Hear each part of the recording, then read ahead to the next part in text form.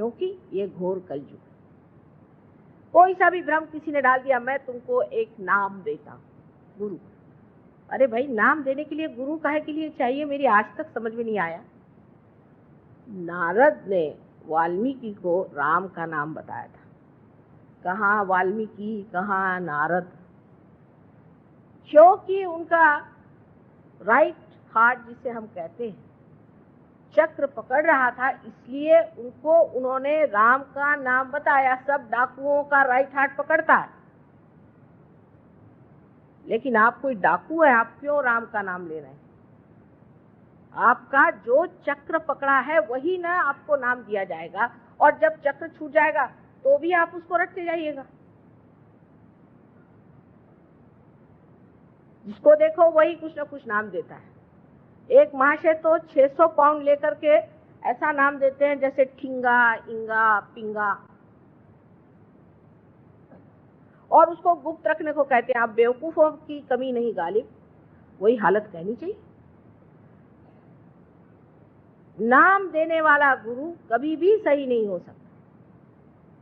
कौन से चक्र पकड़े, क्यों नहीं उनसे आप सवाल पूछते कि भाई तुमने मुझे ये नाम दिया, सो कौन से चक्र की वजह से दिया, कौन मुझ में दोष है, इसलिए मुझे ये नाम आपने दिया। सवाल होना चाहिए। सवाल तो मां से होते हैं क्योंकि हमने पूरी स्वतंत्रता दे रखी है, और दे रहनी चाहिए, सवाल होने चाहिए। जिससे मैं खुश होती हूँ कि बच्चों ने सवाल तो किए, स्वतंत्रता से बैठे हुए बच्चे सवाल करते हैं, ये माँ के लिए बड़ी शान की चीज है। लेकिन हमने औरों से कभी सवाल नहीं पूछा। जहाँ दान की पेटी लगी हुई है, 7 मंजिल में एक न बोलने वाला महाशय बैठा हुआ, गुरुजी, सब दान में वहां पे रुपया डालते हो जा रहे हैं, गुरुजी कभी बोलते नहीं, एक नाम दे देते हैं। करोड़ों रुपया, लाखों रुपया उस दानों की पेटी में चला जा रहा है, भगवान जाने कौन से खो में छिपता है, वहां सवाल नहीं होते, क्योंकि वो मेस्मराइज कर देते हैं, मंत्र मुक्त कर देते हैं। अपनी स्वतंत्रता में मनुष्य को यह भी सोचना चाहिए कि जिसने मुझे नाम दिया तो उससे क्या मुझे फायदा होने वाला है। अरे डॉक्टर भी जब आपसे कहता है कि मैं आपको दवा देता हूं, तो पूछता है कि मुझे क्या रोग है, ये बताइए, आप किस लिए दवा दे रहे हैं मुझे।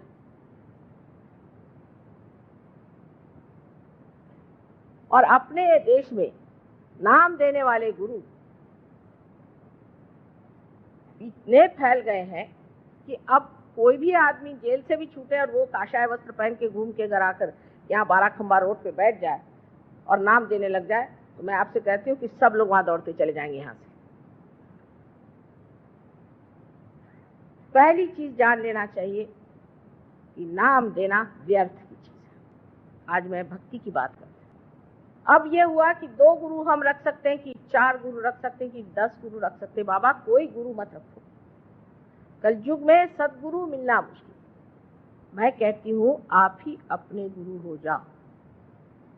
हो गए, महान गुरु हो गए, उन्होंने आपका गुरु का स्थान बना लिया है, और उसी गुरु के स्थान पे आप अधिष्ठित हो जाओ, उसी पे विराजो, और आप ही गुरु बन के अपना भी और दूसरों का भी संचालन करो, उनका गाइडेंस करो।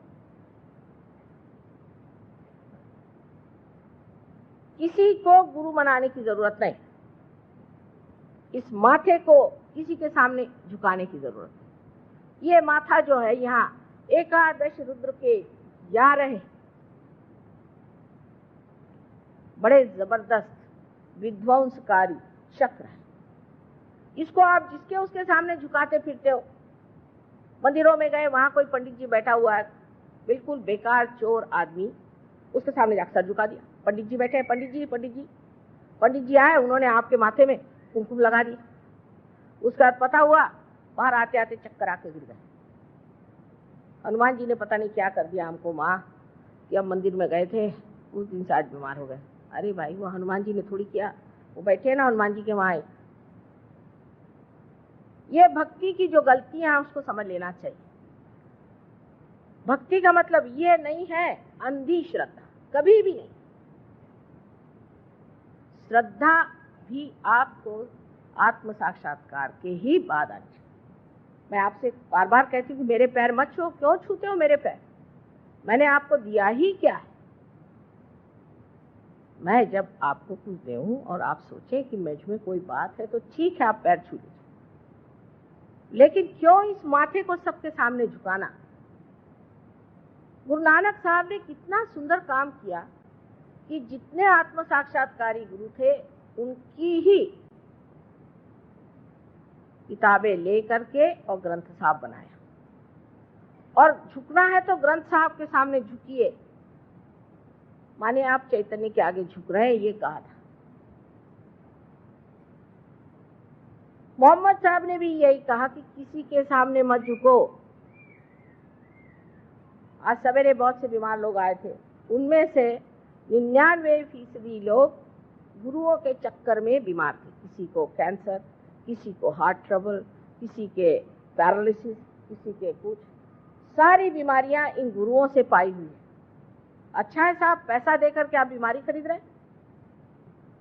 ये कोई भक्ति हुई? भक्ति में एक चीज, जिसको मराठी में डोळस भक्ति कहते हैं, आंख खोल के भक्ति करना चाहिए। ये देखना चाहिए कि इनके पास गया हुआ आदमी जो है उसका क्या हाल है, ये दे क्या रहा है, ये परम दे रहा है या कुछ कहीं की विभूति आ गई, कहीं का डायमंड आ गया। आपके ड्राइवर नौकरों को नहीं मिलेगा डायमंड। अगर आपके पास 25 डायमंड होंगे तो 1 डायमंड मिलेगा और बाकी सब गायब। ऐसे चक्करों में आप रह करके बाद में हार्ट अटैक लेकर मेरे पास पहुंचते हैं, माँ हमें हार्ट अटैक आ गया। ये भक्ति का हमारा स्वरूप है। डॉक्टर वॉरेन आप लोगों को बहुत मानते हैं और वो ये सोचते हैं कि आप लोग बड़े धार्मिक हैं, लेकिन भोलेपन की भी कोई हद होती है। इतना भोला होना अच्छा नहीं है, ऐसे गलतफहमी में घूमना अच्छा नहीं है। कोई भी आदमी जेल से छूट के आए, चाहे कहीं से आए, इसका पता नहीं किया आपने कि कौन है क्या है, और लगे उसके पीछे में। हमारे सरकारी नौकर, हालांकि हमारे पति एक सरकारी नौकर रहे और मशहूर है, बहुत ईमानदार, बहुत शरीफ आदमी, सब ऐसे ही गुरुओं के पीछे भागते। क्या उनके पास अकल नहीं है? अरे बड़े बड़े मंत्रीगणों का ये हाल है, छोड़िए बेचारे सरकारी नौकरों, उनके सबके पास क्या अकल नहीं है कि उसकी कुंठित हो गई अकल? वो सोच नहीं सकते कि ये आदमी है, ये पैसे की बातें करता है, ये डायमंड्स की बातें करता है, ये कहता है चल लाओ इतना पैसा निकालो। क्या हम लोगों को ये सोचना नहीं चाहिए कि अगर एक सरकारी नौकर के लिए इतना ईमानदार होना जरूरी है, तो उस परमात्मा की जिसने चाकरी की है उसको कितना ईमानदार होना चाहिए? और डंके की चोट पर सबके सामने वो लोग कहते हुए भी हम तो भाई वारी वारी जावा चले उनके ऊपर रुपया उड़ाने के लिए। हमारे यहाँ औरतें उससे भी बदतर इस मामले में है आदमियों से, इसीलिए आदमी औरतों को भी नहीं मानते। कोई गुरु बाबा जी आके बैठ गए, वो प्राइवेटली में जरूर औरतों से बात करें। प्राइवेट क्या होता है परमात्मा के मामले? क्या परमात्मा प्राइवेट है? वो शब्द प्रकाशमान, उस परमात्मा का प्राइवेटली बात करने का कौन सा सवाल उठता है, मेरे समझ नहीं आता। और हर तरह की चीजें आपने सुनी होंगी, अपने मंदिरों में होती है, जो बातें सुनी है तो ऐसा लगता है कि हे प्रभु तुम्हारे नाम पर कितना अधर्म मेरे देश में हो रहा है। और बाहर जब जाते हैं तो लोग बताते हैं हाँ रहने दीजिए, आपके यहाँ मंदिरों में आजकल गांजा बिकती है? हाँ, महालक्ष्मी के मंदिर में बंबई में गांजा बिकते हैं। पुलिस से कहो तो कहता नहीं भाई हमारा कोई मतलब नहीं। वो कहते हैं कि आपके मंदिरों में जो हाल है आप जाके अंदर देखिए क्या हाल है। लेकिन हम लोग इस ओर नजर नहीं करते। हम लोग सोचते नहीं कि परमात्मा शुद्ध है, पवित्र है, शुभकारी है। ऐसे अशुभ चीजों के तरफ जब हम अपनी नजर घुमाएंगे तो हमारा भी अशुभ होने वाला है। हमारा क्या शुभ होगा? तो सबसे पहले भक्ति में ये जानना चाहिए कि आंख खोल करके भक्ति करें।